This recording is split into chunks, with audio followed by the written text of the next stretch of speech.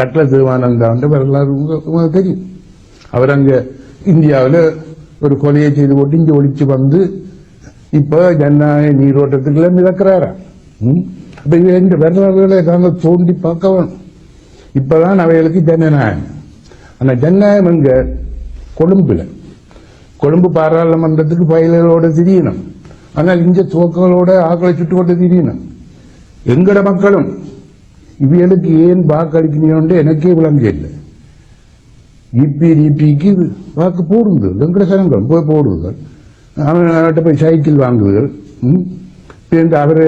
அவருக்கு பின்னாடி ஒரு பட்டாளம் அப்படி என்று எங்களுடைய ஆக்கள் பேருந்து அவன் சுடர் தொங்கணுன்னு பேருந்து அழுகுகள். இப்படி எங்களுடைய ஆக்களுக்கு அரசியல் புரிந்து இல்லையா சார்? இன்னைக்கு வருத்தமா இருக்கு. இவங்களையெல்லாம் அடிச்சு கிளைக்கணும். இவங்க மக்கள் விரோத சக்திகள். ஆகவே இந்த கூட்டுப்படைகளை நிராயுத பாணிகளாக வேணும். என்கிற மக்கள் இவியலை அரசியலில் இருந்து தூக்கி எறிய வேணும். அப்பதான் உண்மையில தமிழகத்தில் அமைதியும் சமாதானமும் சகஜ வாழ்வும் ஏற்படும்.